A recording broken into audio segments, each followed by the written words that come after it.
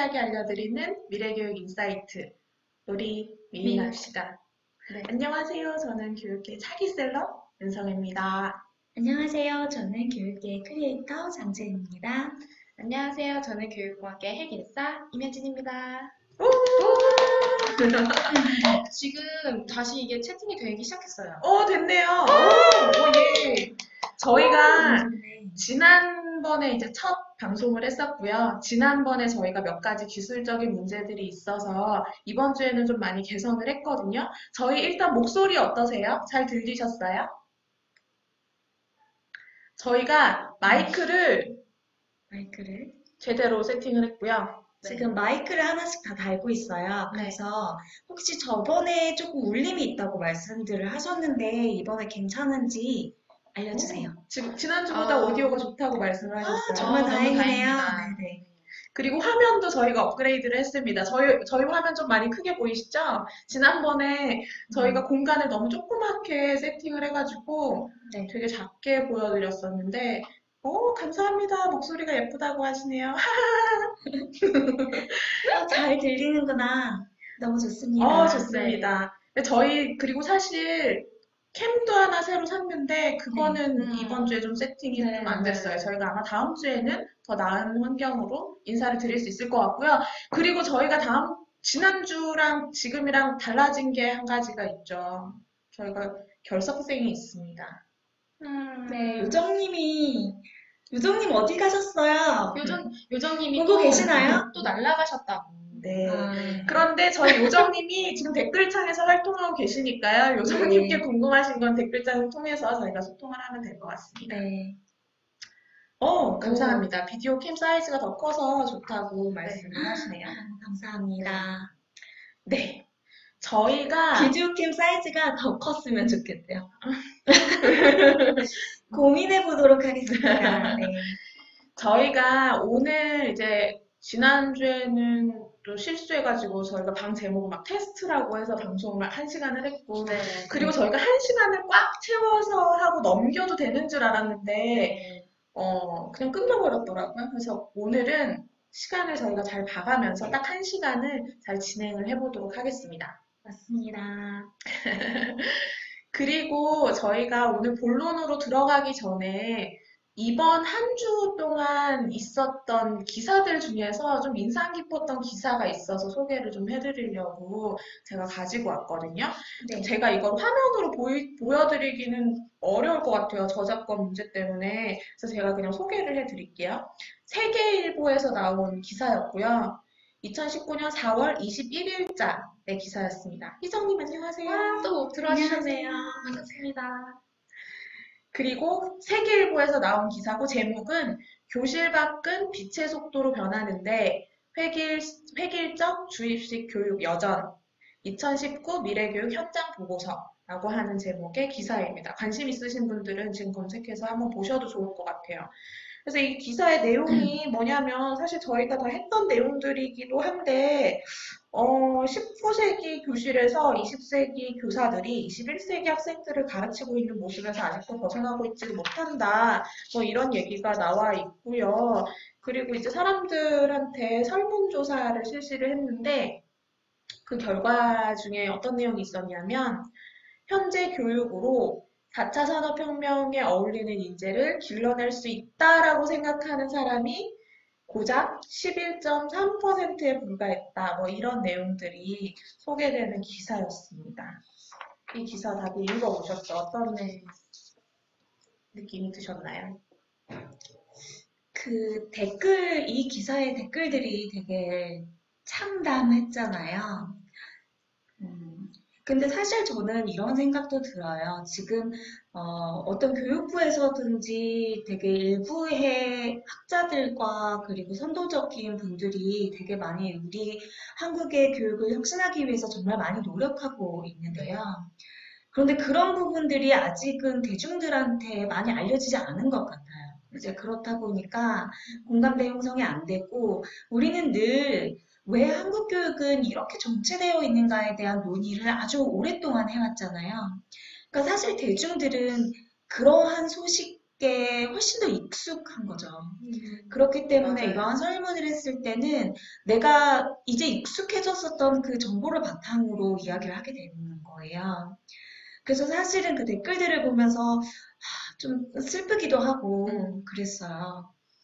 네. 어떻게 보셨나요? 저도 비슷한 의견인데 지금 교육부에서 기존에도 계속 그 교육 혁신을 위해서 준비를 했고 그런 위원회도 발족을 했고 다 전문가들과 협의를 해서 발전을 하고 있는데 사실 해외의 선진 사례 같은 것들을 보면은 한국에 이게 없나? 생각해보면 또 다 있어요.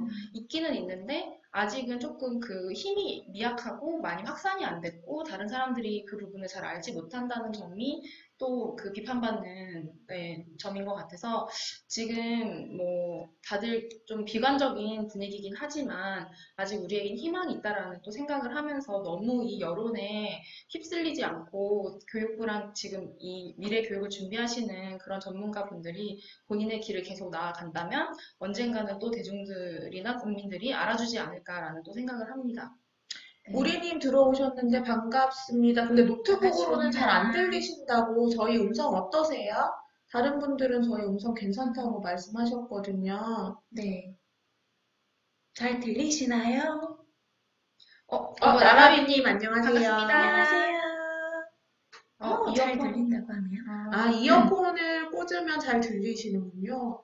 또 반갑습니다. 네, 목소리를 조금 더 크게 해서 네, PC 말을 잘 하도록 하겠습니다. 들린다고 하시네요. 네. 저희 그러면 오늘 나눌 이야기의 주제를 소개를 네. 해드릴게요. 저희가 사실 지난주에 오리엔테이션을 하면서 미래교육의 다양한 꼭지들을 소개를 해드렸는데 그 중에 한 가지를 오늘 좀 더 구체적으로 이야기를 해보려고 합니다.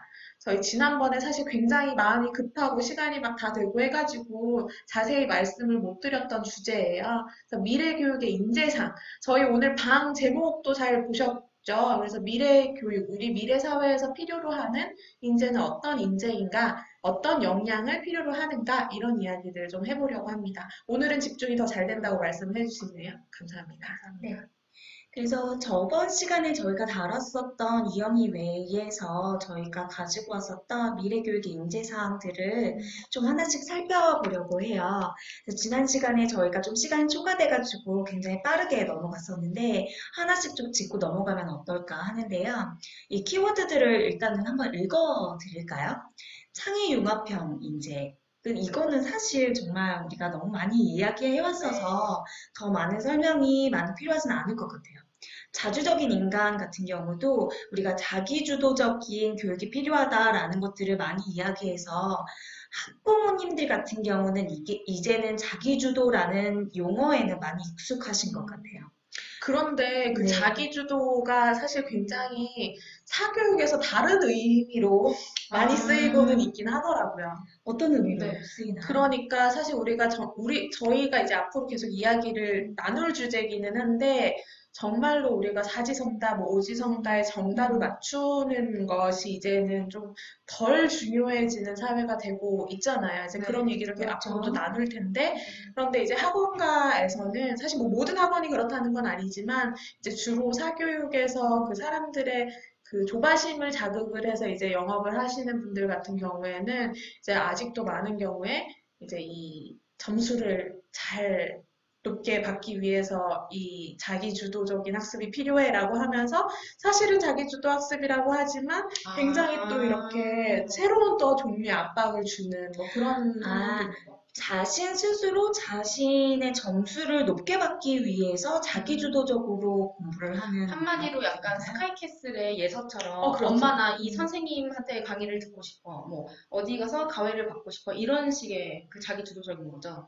제가 최근에 EBS 다큐 프라임 영상을 하나 봤는데요. 이제 여기 방에 들어오셨는지 모르겠는데 어떤 분이 소개를 해주셔가지고 봤는데 그 내용이 그런 거였어요. 이제 학부모의 이야기였는데 학부모가 이제 아이한테 스케줄표를 이렇게 쫙 짜주고 너 오늘 몇 시부터 몇 시까지 뭐 공부해, 몇 시부터 몇 시까지 뭐 공부해 이렇게 하다가 요즘에 자기주도 학습이 대세래 라고 하면서 이제 네가 시간표를 짜서 그걸 해봐. 아, 이런 식으로 이제 접근을 한다. 뭐 이런 영상을 제가 본 적이 있어서 그게 지금 떠올라서 말씀을 잠깐 드렸습니다. 네, 진짜 근데 또 이거 또 너무 와닿는 게 그 사교육으로 이제 막 헬리콥터맘 이런 얘기도 있었잖아요. 근데 그런 거에 너무 익숙해진 나머지 어떤 아이 초등학생이 엄마한테 그랬대요. 엄마 나 지금 화장실 가도 돼? 어, 시간표에 그건 안 써있습니다. 이거 어떻게 해요 이거? 그 엄마 허락 안 해주면 화장실 못 가는 어, 거예요. 어, 그러니까, 집에서도 엄마 허락을 받아야 하는. 그러니까 그런 상황이었겠죠. 그러니까 뭐 어. 공부하다가 엄마 나 지금 화장실 가도 돼? 이런 어. 것도 같아요. 저희 댓글에서 지금 요정님께서 열심히 참여해주고 네. 계시고요. 그리고 이제 넘어가 볼까요? 세 번째는 교양 있는 인간. 창의적인 인간, 뭐 창의융합형 이제 같은 맥락에서 또 네. 얘기가 다시 나오고 약간 있네요. 그 저희가 맨 처음에 창의융합형 인재라고 얘기를 했는데 뒤에 지금 교양 있는 인간, 창의적인 인간 요게 또 다시 나오면서 결론적으로 창의융합형 인재가 사실 창의적인 사고를 하면서 인문학적인 소양을 지니고 뭔가 이런 전문 지식과 이런 것들을 잘 융합을 해서 새로운 부가가치를 창출하는 그런 인재잖아요. 그래서 같은 얘기들이 좀 반복되고 있는 것 같아요. 뒤에도 뭐 인간성과 창의성을 겸비하여 인류에 공헌하는 사람. 이게 다 같은 창의융합형 네. 인재랑 비슷한 맥락인 것 같고요. 그 뒤에 창조적 기업가 정신이 네. 있는데 여기서까지도 계속 그 뒤에도 보면은 이 창의라는 이 용어 자체가 굉장히 맞아요. 반복적으로 나오고 있는 것 같아요. 그리고 사실 지금까지 읽은 것 중에 더불어 사는 인간과 교양이 있는 인간이 같이 묶어서 볼 수가 있을 것 같은데요. 실제로 이 미래 교육에서 굉장히 인성적인 부분, 감성적인 부분도 굉장히 강조를 하고 있어요. 그래서 사실 여기에서 다루고 있는 부분은 그 부분이 약간 더 약한 것 같기는 한데요. 다른 우리가 이 뒤에서 또 다양한 미래 인재상에 대한 모델들을 보여드릴 텐데 그 모든 것에서 있어서 굉장히 인성에 있어서 인성을 굉장히 강조한다는 것을 보실 수 있을 거예요. 맞아요. 네, 지금 그램 2020님께서 교육은 곧 미래인 거죠 라고 해주셨는데 이거 너무 띵언 아닌가요? 정말, 정말 진짜 공감하고요. 너무 공감합니다. 네. 그래서 저희가 좀 역할을 해보려고 네. 하고 있는 그리고 거고. 고3 수험생이 무지 듣는 얘기라고 자기주도 융합형이 네. 그런 상황이었던 건가 네. 봅니다. 네. 네. 저희가 좀 본질적으로 이거를 좀 잘 이해할 수 있도록 이게 정말로 창업적으로 네. 혹은 다른 어떤 자극들을 하기 위해서 이용되는 말들이 아니라 정말 저희는 좀 본질적인 이야기를 더 해보면 좋을 것 같아요. 그래서 뭐 실제적인 문제를 해결할 수 있는 역량, 뭐 협업에 필요한 감성 및 인성적 역량 이런 것들이 나왔는데 사실은 지금 보여드리는 이 리스트는 지금까지 문헌들을 가지고 좀 나열을 해 놓은 거고요. 조금 맞아요. 더 이거를 구조화시킨 맞아요. 프레임워크들을 좀 보여드릴까요? 네. 오래된 거죠. 나름 네. 저희 분야에서는 클래식 아닌가요? 맞아요. 맞아요. 클래식입니다. 그래서 사실은 아시는 분들도 이 모형을 맞아요, 많이 맞아요. 보신 분들도 있을 것 같아요. 그리고 이게 굉장히 오래됐지만 계속 조금씩 그 디벨롭이 되고 있잖아요. 맞아요. 저도 이거를 제가 학교 다닐 때 공부할 때 이 프레임워크를 배웠거든요. 네. 근데 지금 보여드리는 이 버전이 2019년 버전이에요. 와. 다시 업그레이드가 됐고요. 근데 이 모형의 핵심은 사실 저는 이거라고 생각을 해요. 원래 우리가 기존에 중요하다고 강조해온 역량들이 읽기, 쓰기, 세막이잖아요. 그러니까 국영수 네. 생각해 보시면 돼요. 맞아요. 국영 이렇게 뭐 1대1로 매치되진 않지만 읽기, 쓰기, 세마기 이게 지금까지의 키 서브젝트였다는 거예요. 3R이라고 표현을 하는데 근데 이 프레임워크에서 강조하고 있는 것은 4C라고 하는 거, 4개의 C라고 하는 걸 이제 네. 소개를 해드릴 거예요. 희정님 댓글 좀 소개해 주세요. 아, 야자를 자기주도 학습이라고 해요. 맞아요. 맞아요. 예전에 저도 그랬던 것 같아요. 네. 맞아요. 그러니까 저희가 교육계에서 정말로 본질적인 의미로 내놓는 것들이 사실은 좀, 네. 네, 그렇게 활용되는 경우가 많은 것 같아요. 그래서 지금 요정님께서도 부연 설명을 해주셨는데, 네. 자기주도적 학습자의 본질적인 의미는 스스로 책임감을 가지고 선택하고 실행으로 옮기고 끝까지 유지해내고 이런 거를 우리가 자기주도적인 학습자다라고 이야기를 하는데, 많은 경우에 이제 성실하게 엉덩이 오래 맞아요. 붙이고 문제 많이 푸는 그런 용도로도 많이 쓰이고 있는 것 저 같습니다. 야자 시간에 딴짓 안 하고 그 시간을 알차게 수능 공부를 위해서 보내는 사람. 그게 교실에서는 자기 주도라고 얘기를 할 수 있겠죠.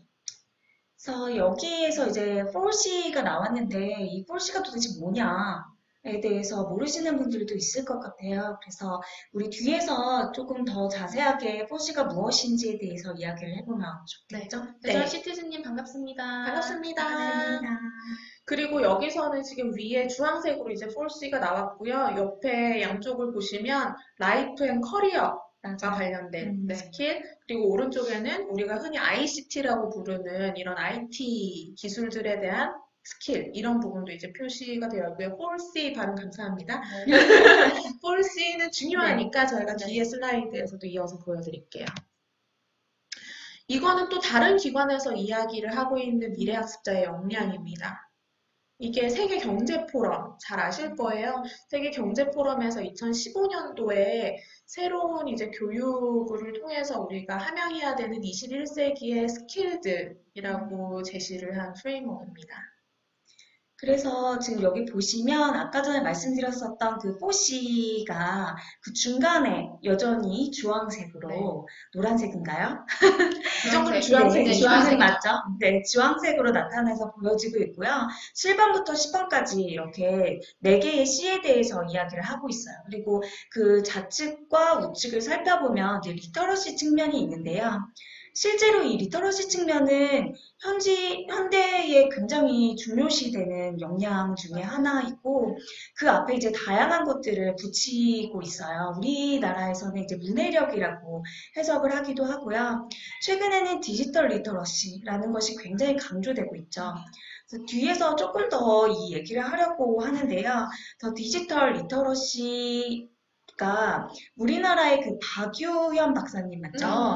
네, 박유현 박사님께서 DQ라는 그 인스티튜트를 설립하시고 여기서 디지털 리터러시 프레임워크를 만드셨는데 이것이 최근에 이제 국제 프레임워크로 이제 선정이 되었어요. 그래서 다음번에 이거를 더 자세히 보여드릴 수 있고 조금 더 깊이 다룰 수 있는 그런 에피소드를 한번 저희가 준비해 보도록 할게요.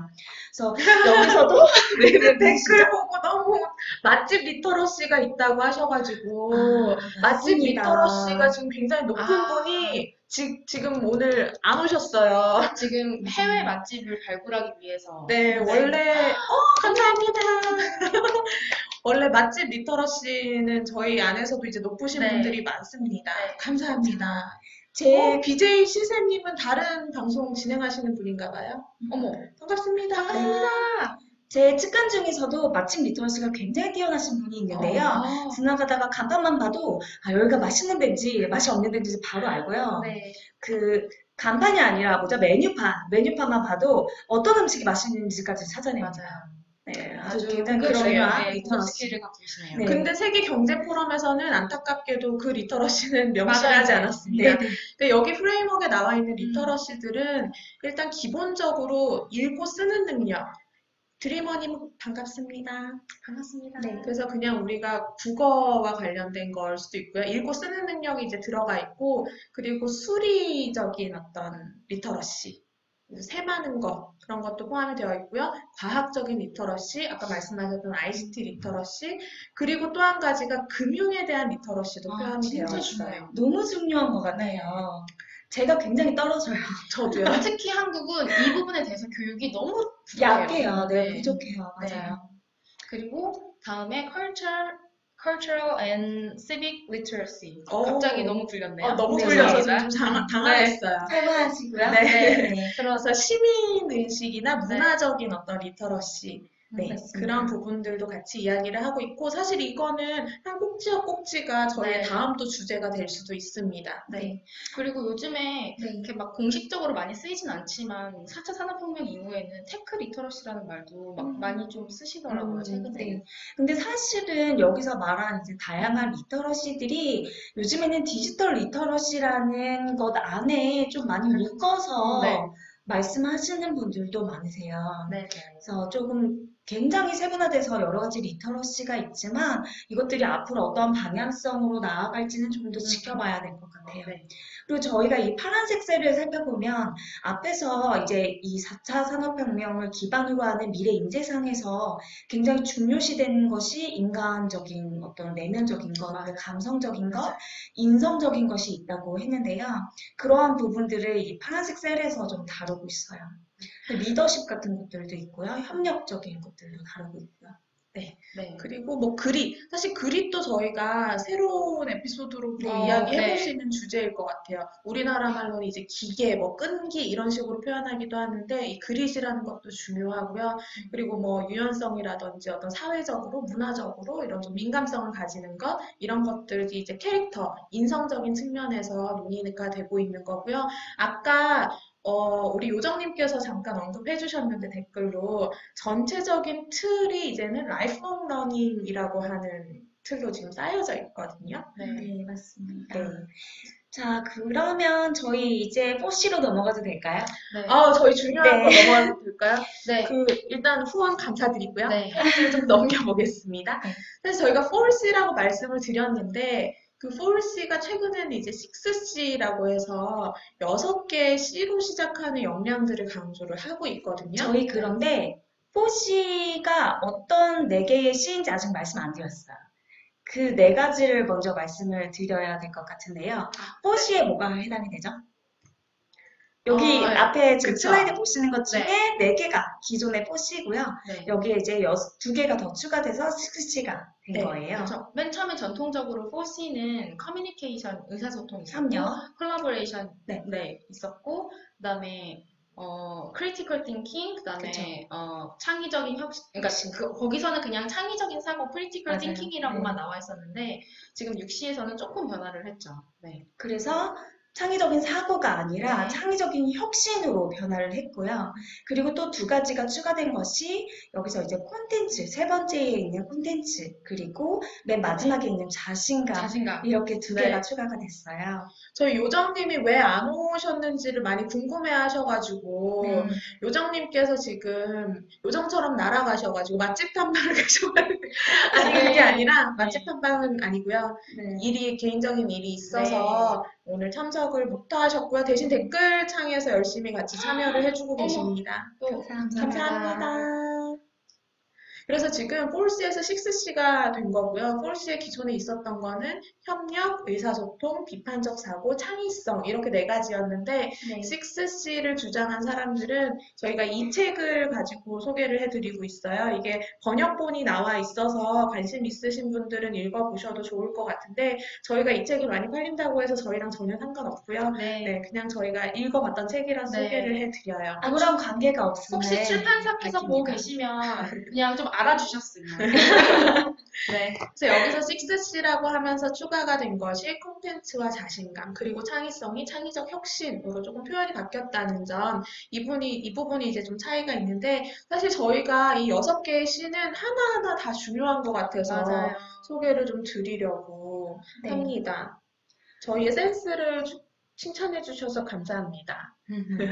저희가 좀 더 구체적인 슬라이드를 한번 보여드릴게요. 저희가 텍스트가 잘 보이시나요?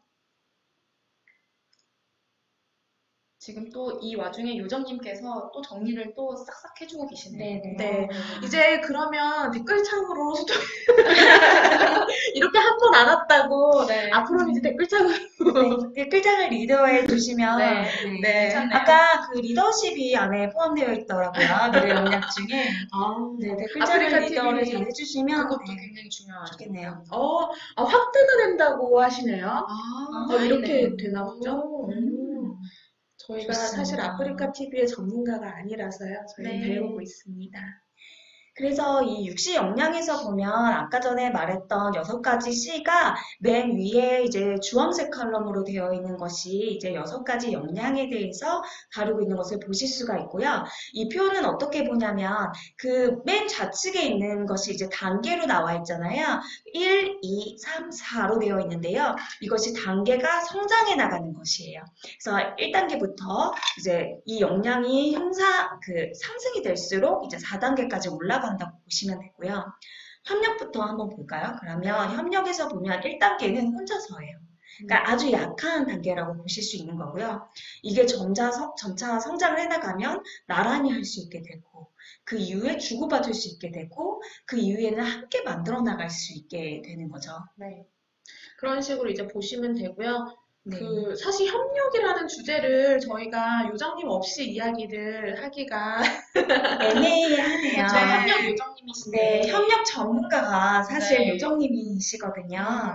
협력에 대해서는 할 말 많다고. 네, 댓글창에서 지금 요정님 한번 게스트로 모셔가지고 한번 불러드릴게요. 네, 요정님 한번 게스트로 모셔서 저희가 자세하게 네. 협력에 대해서 한번 더 다루도록 네. 하죠. 근데 이 최고의 교육 책에 보면 이 협력 부분이 정확한 워딩은 기억이 안 나는데 혼자서 만드는 교양곡은 없단가? 그런 비슷한 워딩으로 이 챕터를 소개하고 있어요. 그래서 굉장히 잘 만든 네. 교육가 아닌가. 공감이 되네요. 네. 사실 우리나라에서 협력이라고 하는 것의 가치를 조금 교육 현장에서 많이 도외시를 해왔던 것 같아요. 왜냐하면 그러니까 지금은 좀 많이 강조를 하시는 분들도 많고 뭐 늘 중요한 가치였긴 하지만 아무래도 개개인의 어떤 경쟁 이런 부분이 사실 문화적으로 좀 많이 이렇게 압박감이 있어 왔기 때문에 협력을 조금은 도외시 해왔던 것 같은데 사실은 이 육시 이 책에서 보면 협력이 출발이라고 이야기를 하고 있어요. 그러니까 모든 사회적인 현상에서 협력이 기본이고 학습에 있어서도 지금 이 표를 보시면 왼쪽에서 오른쪽으로 화살표가 그려져 있거든요. 그래서 협력이라는 걸 출발로 해서 협력을 하다 보면 의사소통 역량을 배우게 된다라고 이야기를 하고 있어요. 그래서 그 4단계의 그 화살표 방향으로 쭉 한번 먼저 볼게요. 그러면 먼저 함께 만들어 나가고 그 상황에서 협력하면서 의사소통을 해나갈 수 있게 되고요. 의사소통을 하면서 콘텐츠를 만들 수 있는 거죠. 네. 전문성을 더욱더 신장할 수 있고요. 그 과정에서 이제 비판적 사고를 형성할 수 있고 또한 이제 비전을 품으면서 그렇게 함께 만들어 나가고 비판적으로 사고하는 과정에서 창의적인 혁신이 일어날 수 있는 것이고요.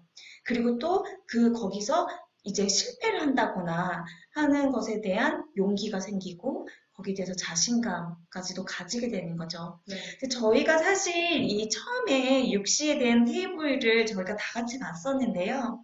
그때 저희가 사실 제일 크게 공감했던 부분은 바로 이 자신감 부분이었어요. 맞습니다.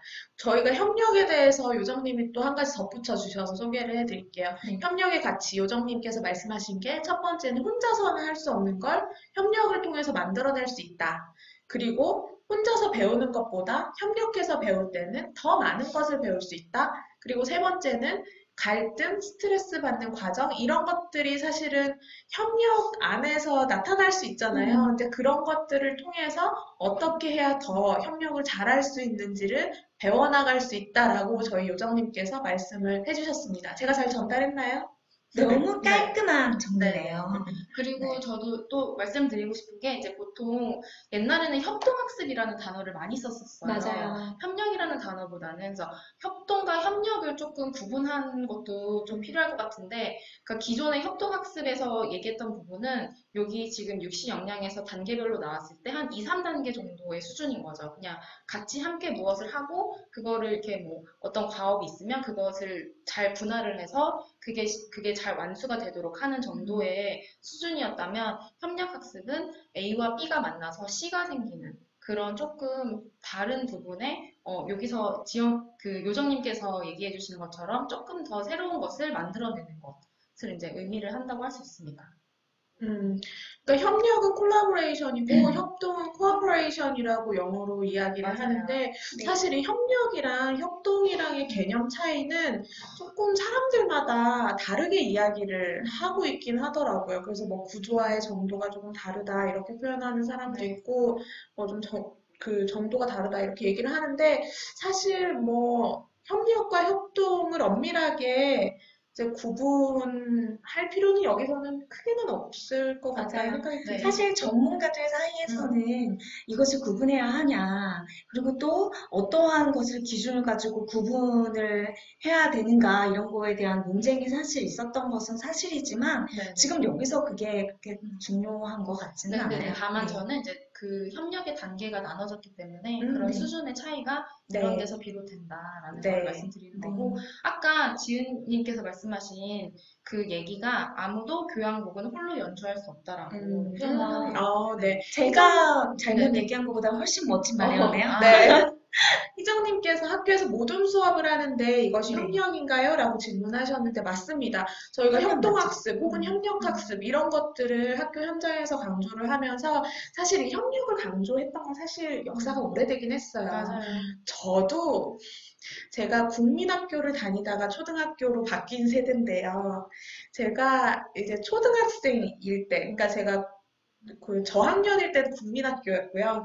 고학년이었을 땐 초등학교였거든요. 지금도 마찬가지시죠? 아, 네. 네네. 네. 왜 아닌지 아시죠? 탁진님은 국민학교 다닌 적 있었어요? 있죠. 아, 저도 그렇구나. 같은 세대죠. 네네네. 그래서 이 초등학교로 갔을 때 저도 기억나는 게 모둠 학습을 했었어요. 안 하셨나요? 당연히 했죠, 했죠. 했죠. 근데 이게 오래된 전통이에요. 음. 그래서 협력학습, 협동학습, 그래서 모둠을 해서 뭔가 같이 할 수 있는 형태. 그러니까 옛날에는 그 아예 책상 배치가 책상 3개를 붙여가지고 그 6명이 한 조로 만들어놔서 맞아요. 그냥 아침에 하루 종일 그 상태로 수업을 들었어요. 네. 근데 그거 자체가 협력은 아닌 거잖아요. 그냥 같이 앉아있다는 것 자체는 나란히 앉아있을 뿐 뭔가 과제를 함께 한 건 아니었기 때문에 거기에서 또 이제 선생님이 뭔가 과제를 주면 같이 뭔가 만들고 이런 과정 속에서 협력학습을 했었죠. 네. 그런데 사실 중학교 가고 고등학교 가면서 다 이렇게 앞을 보는 대형으로 앉았어요. 초등학교 때만 저는 그랬던 것 같아요. 맞습니다. 근데 요즘에는 그래도 중고등학교에서도 이런 협력을 잘 이루기 위한 어떤 그 공간 구성이라고 해야 될까요? 교실 구성이라고 해야 될까요? 그런 것들을 굉장히 많이 시도를 하시더라고요, 선생님들이.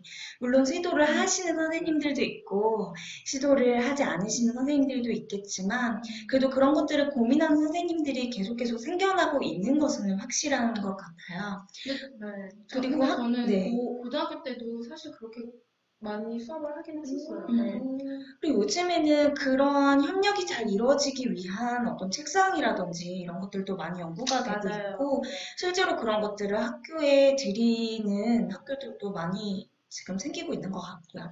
어쨌든 좀 긍정적으로 변화하고 있다는 측면을 보면 좋을 것 같아요. 네, 몰입해서 들으니까 강의실에 있는 것 같다고 말씀해 주셨고요. 네. 그리고 저희 요정님께서 인터넷이 끊겨서 사라지신 것 같습니다. 그러니까 협력이라고 하는 게 후원 감사드립니다.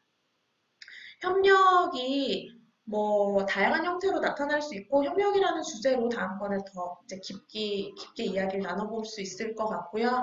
사실 이제 사회에서 요구되는 역량이기도 하잖아요. 협력이 학교 현장뿐만 아니라. 근데 그런 협력을 통해서 우리가 의사소통 능력이 키워진다라고 이야기를 하니까 이제 의사소통 역량으로 좀 넘어가 볼까요? 네. 의사소통 역량도 이제 단계가 1단계에서부터 4단계까지 있고요. 이게 수준의 차이가 있는데 의사소통 역량이 많이 중요하죠. 저희 살아가는 데 있어서. 그렇죠. 그러니까 얼마나 자신이 전달하고자 하는 메시지를 효과적으로 전달하느냐. 그러니까 일단 의사소통 역량이 이제 성공적인 그 과업을 달성하는 것이고, 그리고 이제 그 요즘에는 단순히 내가 원하는 메시지를 당신에게 전달하는 거에 있어서 상대방이 얼마나 그걸 잘 흡수할 수 있도록 상대방이 듣기 좋은 언어로 말을 하느냐도 좀 중요한 것 같아요. 그래서 1단계를 보시면 감정 그대로 의사소통을 하는 것이 아주 낮은 단계의 수준이고요. 제일 높은 단계를 보면 공동의 이야기를 만들어 나가는 것이죠. 그래서 그렇게까지 단계가 성장해 나갈 수 있다라고 이 표로 표현이 되고 있어요. 그리고 우리 콘텐츠 얘기도 좀 할까요? 왜냐면 의사소통 얘기가 사실 협력이랑 많이 맞물려 있죠. 맞아요. 그래서 의사소통을 통해서 사실 우리는 학습이라는 걸 하게 되는데 지금 이 컨텐츠에 대한 학습은 사실 전통적으로 우리 학교 현장에서 많이 하고 있었던 지식에 대한 학습이라고 보셔도 될 것 같아요. 근데 이것도 맞아요. 이제 단계가 세부적으로 4단계로 이제 구분이 되고 있는 거고요. 사실은 실제로 콘텐츠라는 말만 들었을 때는 그 정의 자체가 아직은 굉장히 명확하지가 않기 때문에 많은 분들이 콘텐츠가 뭐지? 조금 의아해 하실 수도 있을 것 같아요. 네, 근데 아까 맞아요. 전에 성희님께서 말씀하셨던 것처럼 그런 전문성을 나타내는 어떤 지식 정보들을 기준으로 생각을 해주시면 될 것 같아요. 네, 그래서 이제 요즘에는 컨텐츠를 피상적으로 알고 있는 것들은 웬만하면은 검색해서 다 나오잖아요. 그러니까 맞아요. 그 수준이 중요한 게 아니고 각각의 컨텐츠들을 얼마나 잘 엮어서 새로운 것으로 만들 수 있는지. 그래서 그 분야의 전문가로서 내가 어필이 될 수 있는지까지가 이제 중요해지는 것 같아요. 그리고 사실 많은 경우에 이제 미래 교육을 이야기를 할 때 이제 기존의 우리 교육을 비판을 하면서 이런 부분에 있어서 부족함이 있기 때문에 앞으로 이런 게 바뀌어야 돼라고 이야기를 많이 끌고 나가잖아요. 그래서 그러면서 생기는 오해 중에 하나가 아, 그러면 지식 습득하는 게 하나도 이제는 쓸모 없다는 거야? 그러면 우리가 지식은 하나도 안 배우고 프로젝트만 하면서 문제만 해결하면서 그게 학습이 되는 거야? 라고 생각하시는 분들이 많더라고요. 저희가 앞에서 소개해드렸던 그 기사 댓글도 보면 사실 그런 내용들이 되게 많았어요. 우리가 맞아요. 주입식 교육이라고 하는 걸 비판을 하지만 그게 우리나라를 지금까지 성장해오게 한 동력 아니었냐. 이것도 의미가 있는 거야. 라고 이야기를 하거든요. 그래서 그런 측면에서도 콘텐츠가 사실은 굉장히 중요하죠. 사실 그 어느 단계 전문가로 가기 위해서는 기초적인 학습 능력도 충분히 있어야 되고, 그 분야에 뭔가 그 뼈대가 잘 구축이 되어야지, 그 다음에 다른 것들을 유연하게 할 수가 있잖아요. 근데 이제 기본이 없는 상태에서 이것저것 하게 되면은 모든 게 다 무너져 버리니까, 네, 그런 부분에서 그 내용을 뭐 지식을 암기하고 뭐 이런 것들에 좀 중요성은 좀 예전보다는 떨어지겠지만 내용 자체를 아는 거에 있어서는 그 어느 때보다도 중요한 시기인 것 같아요. 그래서 사람들이 조금 많이 하는 오해 중에 하나가 이제 더 이상 4차 산업혁명 시대에는 더 이상 지식 정보를 배울 필요가 없어. 우리가 그 지식을 지금 새로운 알려고 분이 할 필요 생방이냐고 없어. 물어보셔가지고 네. 그거부터 말씀을 네, 드려야 될 것 같아요. 생방입니다. 파이어 에크탕님, 까치더 쩝쩝 새로 들어오셨는데 반갑습니다. 저희 생방 맞습니다. 네, 생방이 저희가 맞습니다. 지금 주입식 방송이라고 저희 조심하겠습니다. 저희가 그렇게 하면 안 되죠. 뚝박 저희가 같은, 네 묵방 같은 생각. 소통하고 있습니다. 읽어드리고 이제 말씀하시면 저희 보고 있습니다. 네. 저희가 무슨 얘기를 하고 있었냐면 미래 학습자의 역량에 대해서 이야기를 하고 있었고요. 6개의 C 중에 저희가 컨텐츠를 말씀을 드리고 있었습니다. 그래서 무슨 얘기 하고 있었죠? 까먹었어요. 콘텐츠까지 얘기를 하고 네, 이제 그래서 맞아. 오해가 이제 더 이상 4차 산업혁명 시대에는 지식을 교육받을 필요가 없다라는 오해가 있는데 사실 그렇지 않다라는 네네. 이야기고요. 그렇지 않다는 이야기를 사실 어떻게 하고 있냐면 인지 스킬을 높여준다고 이야기하고 있어요. 이 맞습니다. 콘텐츠를 쌓는 과정에서. 음. 그리고 또 한 가지가 뭐냐면 우리가 창의적인 사고를 할 때 창의성에 영향을 미치는 것들이 다양한 것들이 있는데 네. 그중에 내용 지식이 창의성에 영향을 미친다는 연구들이 있어요. 근데 그게 왜 그러냐면 그러니까 창의성뿐만 아니라 어떤 고등한 그러니까 지식을 알고 있다 보다 이제 고등한 네. 사고 영역으로 가기 위해서는 이 지식을 이미 기억하고 알고 있는 것이 나의 어떤 인지 부하를 줄여주거든요. 그러니까 우리가 뭔가 이거는 되게 이론적으로 들어갈 수도 있는데 단기 기억의 용량이 제한이 되잖아요. 지금 너무 이제 네. 갑자기 훅 네. 어려워지는 내용을 정했는데 갑자기 교육 심리학이 됐는데 네. 단기 기억의 용량이 한계가 있기 때문에 이건 우리가 지식을 다 검색해서 찾아보면 되지라고 하면 이게 굉장히 용량을 많이 차지하게 되는 맞아요. 거예요. 근데 내가 이미 숙달돼서 기억을 잘하고 있으면 이게 굉장히 효율적으로 쓸 수 있기 때문에 그래서도 도움이 된다 이렇게 이야기를 하기도 합니다. 그리고 또 내가 뭘 알아야지 그 다음에 이게 잘못됐는지 틀렸는지를 또 얘기를 할 수가 있잖아요. 그 상태가 없는 그런 기본 지식이 없는 상태에서 어떻게 비판적 사고가 나오겠어요. 그리고 비판적 사고가 있어야지만 또 새로운 아이디어들을 도출해낼 수가 있는 거잖아요. 네, 이런 흐름으로 이해를 해주시면 좋을 것 같습니다. 비판적 사고가 이제 중요한 건 사실 너무 많은 정보와 지식들이 산재해 있잖아요, 이제는. 그리고 점점 더 많아지고 있고. 그래서 그런 것들을 우리가 좀 비판적으로, 선별적으로 이제 판단할 수 있어야 되는 그런 부분들도 여전히 중요하고 더 중요해지는 것 같아요. 맞아요. 또 요거에 대해서 얘기를 더 풀어나가고 싶은데 일단은 조금 패스를 하고 자신감까지 그냥 얘기를 하고 넘어가 볼게요. 그래서 만약에 이제 저희가 지금 창의적 혁신까지 얘기를 하게 됐는데 그렇다면은 이러한 창의적인 도전과 혁신을 위해서 우리에게 어떤 것들이 궁극적으로 필요한가라고 얘기를 했을 때 정말 자신감이 있어야지 과감하게 도전을 할 수가 있다라고 얘기를 말씀을 드리고 싶어요. 그래서 미래교육에 애쓰시는 미인 박사님들 감사드립니다라고 네, 말씀해 주셨어요. 감사합니다. 저희가 자신감을 가지자라고 이야기를 하면서 여기까지 오게 됐습니다. 네, 그래서 지금 말씀드리는 것처럼 저희도 이렇게 방송을 하는 게 사실 쉬운 거는 아니었고 저희 스스로도 우리가 정말 전문가로서 인정받을 수 있을까? 이런 스스로의 그런 질문들도 있었지만 과감히 도전을 했습니다. 자신감을 가지고. 네. 저희는 사실 한국 문화가 굉장히 겸손해야 된다는 그런 압박이 있잖아요. 저도 사실은 거기에 되게 많이 시달리는 사람 중에 하나예요. 네. 그래서 늘 겸손해야지, 겸손해야 돼, 이렇게 하고 늘 어디 가서 이렇게 자랑하는 거가 왜 이렇게 나쁘끄러운지 모르겠어요. 근데 요즘에는 진짜 자신감 시대인 것 같아요. 자기를 이렇게 좀 자신 있게 내가 뭘 잘하는지 나타낼 수 있고, 그리고 더 자신 있게는 내가 뭘 못하는지도 맞아요. 명확하게 자기가 이야기할 수 있고, 실패에 대해서도 두려워하지 않고, 용기 있게 하는 거, 이 4단계가 실패할 용기잖아요. 맞아요.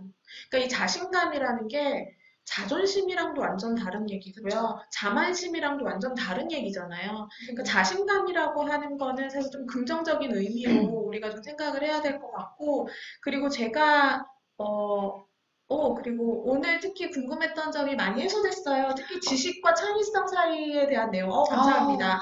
너무 재밌게 듣고 있습니다. 라고 말씀해 주시면서 후원까지 해주셨습니다. 와, 감사합니다. 감사합니다. 네. 말씀하시다가 네. 약간 끊긴 것 같은데 다시 네. 얘기할까요? 네네네네. 그래서 이제 아까 지은님께서 좋은 포인트를 얘기해 주셨는데 저희가 뭐 잘해서 이렇게 방송을 하는 거라고 보기보다는 이렇게 하면서 저희가 어떤 부분이 부족했는지 깨닫고 있거든요. 많은 부분을. 그게 바로 약간 시행착오 겪기랑 좀 비슷한 것 같아요. 그래서 도전을 함으로써 내가 어떤 부분이 부족한지 인지를 하면서 더 나은 단계로 넘어갈 수 있게 되고 그러다 보면은 더 큰 도전을 하게 되고 더 큰 도전을 하게 되는 것이 작은 성공에서 어떤 성공 경험을 하다 보면은 또 그런 자신감이 생기면서 도전을 하게 되거든요. 이런 계속 선순환이 이루어지는 것이 이제 미래 사회에서는 굉장히 중요하다라고 말씀을 드리고 싶습니다. 어머나, 저희 요정님 다시 들어오셨고요. 들어오셨네요. 네. 그리고 저희 겸손도 충분히 아시는 것 같다라고 말씀해 주셔서 감사합니다. 4단계 말고 5단계는 아직 안 나왔나요? 시시해 이렇게 하셨는데 사실은 어쩌면 그러실 수도 있어요. 왜냐면 저는 사실 공감할 수도 있는 게 여기에 있는 내용들이 되게 참신하다 하는 내용은 사실 없어요. 그러니까 우리들 사이에서 이미 되게 공감대가 형성된 그런 내용들이 사실 있기는 하거든요. 그런데 지금 5단계 말씀하셔서 제가 생각난 게 하나 있는데요. 이게 여기 이 6CS에서 되게 강조하고 있는 게 뭐냐면 그동안 우리는 되게 하드 스킬을 강조했는데 이 미래 역량에서는 소프트 스킬이 굉장히 중요하다 이런 얘기를 많이 다뤄요. 근데 아까 잠시 얘기했었던 그 박유한 박사님께서 만든 그 DQ 있잖아요. 네. 그 리터러시에 여기서 한 단계 더 나아가서 이제 소프트 스킬에 더해서 디지털 스킬로 나아가야 한다라는 이야기가 있어요. 그래서 사실 표가 있는데 그것도 다음에 기회가 되면 한번 보여드리면 좋을 것 같고요. 그래서 우리가 기본적으로는 피지컬 스킬, 그리고 그 뒤로는 인지 스킬이 중요했고 그 이후로는 소프트 스킬이 중요하게 됐는데 이제는 더불어서 디지털 스킬이 중요하다. 이런 이야기를 하고 있어요. 네. 이게 5단계까지 간다면이라고 한다면 사실 그 DQ 이번에 국제 프레임워크로 등록된 그 DQ에서 강조하고 있는 4.0의 디지털 스킬이 아닐까 싶어요. 네. 저는 또 어떤 생각이 드냐면 지금 이 프레임워크는 매트릭스로 되어 있잖아요. 맞아요. 그래서 협력에서 4단계, 의사소통에서 4단계 이런 식으로 되어 있는데 사실은 이런 것들이 융합적으로 더 큰 레벨은 저는 사실 5단계는 각각이 아니라 그 위에 있어야 될 것 같다는 생각이 지금 들었어요. 그래서 협력, 의사소통, 뭐 컨텐츠, 비판적 사고, 창의적 혁신, 자신감 이런 것들이 다 총체적으로 작용을 해서 내가 좀 더 좋은 세상을 만들기 위해서 뭔가 액션을 할 수 있는 역량이 될 수도 있고 뭐 이런 식의 네. 더 높은 수준으로 갈 수 있지 않을까요? 네, 이 와중에 그램 2020님 또 감사합니다. 감사합니다. 네. 그리고 여기 우리 지금까지의 프레임워크에서는 자세히 나오지는 않았지만 저희가 나름대로 또 중요하다라고 생각하는 것들도 있지 않을까요? 뭐 더 추가할 수 있을 만한 게 있을까요? 생각해 보실 것? 사실 뭐 있으세요? 여기에서 그 아까 말씀하신 것처럼 그 뭐 자신감, 창의적 혁신 이런 식으로 카테고리가 딱 구분되는 게 아니라 이것들이 약간 융합된 형태로 나오는 게 맞는 것 같고요. 거의 이제 중요한 부분들은 많이 다뤄진 것 같은데 혹시 네. 맞아. 그거 본 적 있어요. 원래 사실 기본적으로 저희 사이에서 굉장히 뽀씨는 굉장히 유명했었어요. 사실 이 6C가 나온 것은 이제 좀 최근이잖아요. 그건 뭐죠? 포시스. 플러스 2? 아니, 근데 이 6C가 나오기 전에 무슨 얘기가 잠깐 있었냐면, 뽀시에다가 컴퓨테이셔널 띵킹을 맞아요. 더해서 맞아요. 5C다. 음, 이런 얘기가 잠깐 있었거든요. 맞아요. 네. 기억나요. 네, 컴퓨테이셔널 띵킹은 이제 컴퓨터적 사고력이에요. 컴퓨팅 사고력 이렇게 우리나라에서는 번역을 하기도 하고요. 교육 과정에서는 컴퓨팅 사고력 이렇게 지금 번역하고 있는 것 같아요. 지금 컴퓨터적 사고력 말씀하시니까 저는 또 생각난 게 또 요즘에는 이 모든 것들을 총체적으로 봐야 되기 때문에 시스템적인 사고를 또 되게 강조를 하고 있어요. 그 전체적인 그 접근으로 시스템적인 사고를 또 강조하면서 또 컴퓨테이셔널 띵킹과 좀 약간 맥을 같이 하는 또 부분이 있습니다. 시스템적 사고는 교육공학 한 사람들이 잘하죠. 아, 그렇죠. 막간 이렇게 전공 애정 드러내 주시고 네네. 다 잘하지 뭐. 죄송해요. 요새 자신감. 손가락 드시군요라고 하셨는데 제가 사실 아까 이거 화면 모니터링하면서 느꼈어요. 제가 이렇게 손을 뻗으니까 원근감이 어마어마하더라고요. 맞아요. 그리고 약간 이게 각도에 따라 좀 다르잖아요. 네네네. 그래서 막 이렇게 어마어마합니다. 아, 그리고 제가 아까 그 와, 진짜 앞에 크구나. 저 원래 커요. 와, 무슨 진짜 크구나. 큽니다. 완소. 네. 앞에 제가 처음에 소개해드렸던 기사에 이런 얘기도 나왔어요. 후원 감사드려요. 어떤 얘기가 나왔냐면 올해 초에 한국고용정보원이 공개한 미래 직업 기초능력 조사 결과에 따르면 10년 뒤에 가장 중요한 직업 능력이 위기 대처 능력, 대응력, 미래 예측력이 꼽혔대요. 이거는 또 좀 새로운 것 같아요. 그러니까 이 지금 6C는 굉장히 거시적인 큰 틀을 제안을 했는데 여기서 나온 이런 위기 대처 능력, 대응력, 미래 예측력 이런 부분들은 사실은 되게 특수한 것 같다라고 느껴지기도 하는 게 지금 우리가 4차 산업혁명 시대라고 하는 지금의 굉장히 특이하게 이제 도출되는 역량이라고 생각이 들어요. 우리님이, 저 미래 인재인 듯. 이 미래 인재 맞으실 것 같아요. 맞아요. 네, 그러신 네. 것 같아요. 네. 지금 위기 대처 능력, 대응력, 미래 예측력이 중요한 이유가 왜냐하면 미래 사회는 변화가 훨씬 더 빨라지고 있거든요. 지금도 사실 저희가 정말 세상이 빠르군, 하루하루가 빠르군 이렇게 생각하시잖아요. 근데 그런 사회의 변화, 기술의 변화 이런 것들이 앞으로는 더 빨라지고 있기 때문에 우리가 정말로 어떤 뭔가를 할 때 그때그때 예상치 못한 일들을 맞닥뜨리게 되거든요. 그래서 그런 부분에 있어서 위기에 대처하고 대응하고 미래를 또 예측할 수 있는 이런 역량들이 중요해지고 그리고 저는 이게 또 자신감이랑도 연결이 되는 것 같아요. 사실은 어떤 난관이 부딪혔을 때, 위기가 있었을 때 대처해 나가는 능력은 사실 인지적인 능력도 필요할 수 있지만, 인지적인 거나 스킬적인 부분도 필요할 수 있지만, 결국 내가 이거를 넘어설 수 있을 거야 라고 하는 어떤 자신감. 이게 굉장히 중요할 것 같다는 생각이 들었습니다. 네, 그리고 이거 얘기해서 많이 나오는 게 사실 제가 이제 주로 일을 하는 부분에서 말씀을 드리면 이 위기 대처 능력을 위해서 시스템적인 사고의 그 교육 트레이닝을 많이 해요. 왜냐면 이 위기라는 것들은 언제 어디서 나타날지 모르고 어떤 것들의 그런 상호작용 때문에 발생을 하기도 하잖아요. 그래서 여러 가지를 고려하면서 그런 것들을 대응하기 위해서 예, 많이 준비를 하고 있습니다. 저는 이 테이블 보면서 저희가 오늘 딴 얘기를 너무 안 했군요. 딴 얘기를 좀 하자면, 저는 이 테이블 보면서 내가 뭐를 잘 못할까. 네, 저는 자신감. 정말요? 네. 저는 약간 실패를 되게 두려워하는 것 같아요. 너무 잘하려고 하고 그런 나의 그 목표와 이상이 좀 높은 편인가요? 아니면 저는 사업을 왜 안 하냐면 실패할까 봐. 어떻게 실패할 용기가 없는 거예요, 지금? 4단계 못 간 것 같아요. 근데 저도 지금 사실 자신감에서 계산된 위험 감수하기까지는 잘하는 되게 것 잘하는 것 같거든요. 뭐 되기까지 되게 잘해요. 잘하는 것 같은데. 본켈리 실패가 두려움. 네. 본켈리 최일섭이에요? 아니에요. 저희 캘리그라피 선물해주신 분입니다. 죄송합니다.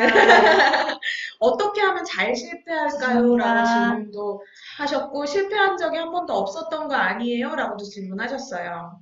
실패. 진짜 실패한 적 있으세요? 실패야 많이 하지 않았겠어요? 그러니까 저는 근데 약간 성격이 실패할 거를 두려워는 하는데 금방 잊어요. 네, 그러니까 실패를 하면 그 실패한 거를 딛고 일어서는 회복 탄력성은 되게 좋아요. 그래서 되게 상처받고 되게 가슴 아프고 막 힘들다가도 금방 회복해요. 기억 안 나나 본데요? 라고 하시는데, 네. 실패를 하셨던 경험을 알고 계신가 봅니다. 라라비님 들어가세요. 아니, 근데 지금 방금 들어가세요. 얘기하신 회복 탄력성, 네. 이것도 하나의 어떤 역량으로 사실 생각을 할 수가 있잖아요. 맞아요. 네. 그래서 저는 아무튼 회복 탄력성은 좋은데 좀 자신감이 떨어지고 실패할 용기가 많이 부족한 것 같아요. 네, 어떻게 하면 잘 실패할까요? 라고 질문하셨고, 실패는 빨리 있고 성공을 오래 기억하기, 이렇게도 말씀하셨는데, 사실은 실패와 관련해서는 또 실패 내성에 대한 책도 제가 읽은 적이 있었거든요. 김아영 교수님이 쓰신. 네, 맞아요. 그 책을 보면, 어쨌든 우리가 실패라고 하는 것을 통해서 배우는 게 있어요. 그래서 실패라고 하는 것이 정말로 피해가야 되는 존재가 맞아요. 아니라 실패를 통해서 그 실패를 왜 했는지를 우리가 실패를 직면해서 봐야 되고요. 그래서 그 실패를 통해서 분석을 하고 다음번에 새롭게 도전할 때는 그 실패의 경험을 통해서 뭔가 다른 방향으로 제안을 해볼 수 있는 그런 부분들이 중요할 것 같고요. 그래서 우리님도 지금 실패가 있어야 성공도 있다라고 말씀을 해주셨습니다. 그래서 그리고 네. 실패를 완전 너무 다 잊어버리는 건 또 안 될 것 같기도 해요. 맞아요. 거기서 반드시 교훈을 또 얻고 우리가 어떤 것들을 개선해야 하는지에 대해서 비판적 사고를 가지고 네. 정확하게 내가 실수한 지점들을 찾아내고 개선할 수 있어야겠죠. 사실 무의미한 실패는 없다고 생각해요. 근데 그 실패 안에서 의미를 발견하지 않으려고 한다면 그게 정말 실패일 것 같고요. 네. 뼈아픈 직면이 있어야 다음을 기약할 수 있다는 것이 정말 네, 맞는 말씀인 것 같습니다. 그나저나 우리님 정말 감사하네요. 네. 우리가 있잖아요가 우리님이 우리가 있잖아요 위인지 우리인지 헷갈리는데 우리가 있습니다라고 네. 사실 응원을 해주셨어요. 그쵸. 저희의 내가 실패는 있잖아요, 이건가? 그런 것 같습니다. 우리 성애가 회장님께서 있잖아요 이렇게 하는 것 같은 상황을 연출해 주신 것 같습니다. 근데 저게 굉장히 중의적인 표현인 게 우리가 있기 때문에 힘이 네. 될 수 있다는 측면도 있고 정말 저희가 하는 실패는 우리 회장님께서 또 네. 많이 서포트를 해주시는 개인적인 감사 개인적인 인사드리고요. 감사. 네. 저희가 앞으로 힘내세요. 아부와 힘내겠습니다. 감사합니다. 저희가 지난주에 실패를 통해서 저희가 배운 게 있죠. 그쵸. 1시간이면 끝난다. 아프리카는 딱 1시간. 네, 그래서 저희가 지금 시간이 지금 다가오고 있어서, 끝나는 시간이 다가오고 있어서 간단히 오늘의 소감을 짧게 나누고 인사를 하면 저 어떨까요? 근데 소감 나누기 전에 하나만 빨리 물어볼게요. 이거 1시간 지나면 진짜 끝나는 거 맞아요? 그냥 자동으로 끝나요? 맞아요. 그런다고 맞아요? 하시더라고요. 아, 그래요? 아프리카 매니저님께서 얘기해주셨어요. 아, 그래? 네. 아, 그래서 저희가 조금 있으면 끝납니다. 네. 그래서 저의 간단한 소감. 지난번보다 개선되었다. 우리가 작은 실패를 통해서 배운 것이 있었다. 저의 소감입니다.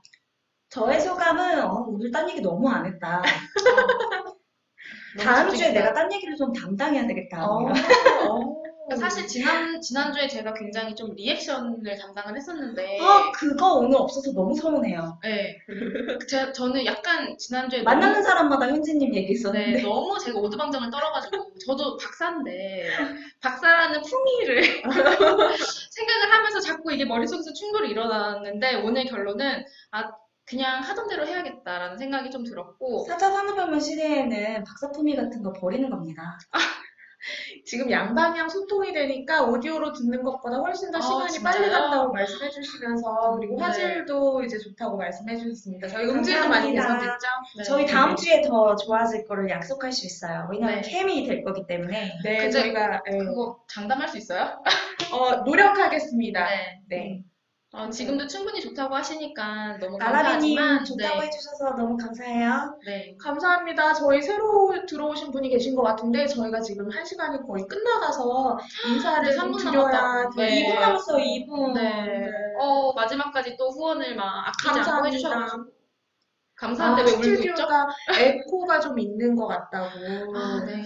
음. 심지어 저희가 이게 사실 투명한 회의실에서 그러니까 녹화를 하고 있어가지고, 밖에서 막 쳐다보셨어요. 네. 에코가 있구나. 네. 그거 저희가 조금 고민해 볼게요. 네. 네네. 정확히 알고 계시네요. 유리가 많은 건지 에코가 있다고. 오, 네, 통 유리로 된 전문가신 것 회의실이어가지고. 같아요. 음. 얼굴 네. 계속 보고 저희 엄마라서 그렇습니다. 저희 엄마가 딸 얼굴 계속 보고 싶다고 댓글 달아주셨습니다. 엄마, 어머님 감사드립니다. 네. 성혜가 어디 보내드릴 거예요? 그 어디지?